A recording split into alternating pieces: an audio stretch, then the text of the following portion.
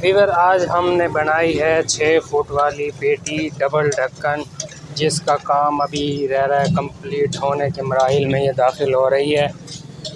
तो 6 फुट की ये पेटी है डबल ढक्कन। ये एक आर्डर था जो कि बनाना था, 2 पेटियाँ थी, उसको कंप्लीट कर रहे हैं। और वीवर गर्मी भी बहुत तेज़ होती जा रही है।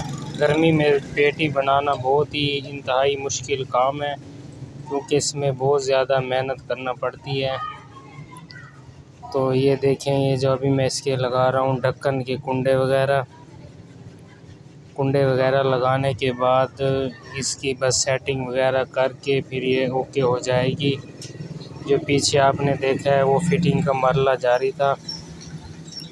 फिटिंग वगैरह इसकी कंप्लीट हो चुकी है, बस अब ये कुंडे वगैरह इसके लगा रहे हैं।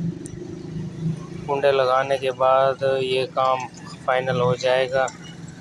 तो गर्मी दिन पर दिन तेज़ होती जा रही है। वीडियो को यार ज़रूर सब्सक्राइब करना है, चैनल को सब्सक्राइब करना है, वीडियो को लाइक करना है ज़रूर। इससे बंदे को थोड़ा बहुत हौसला मिलता है। वीडियो अच्छी लगी हो तो शेयर भी कर देना, अगर नहीं लगी हो तो आगे आपकी मर्ज़ी है। तो मिलेंगे इंशाल्लाह नई वीडियो में। अपना ख्याल रखिएगा। अल्लाह हाफिज़।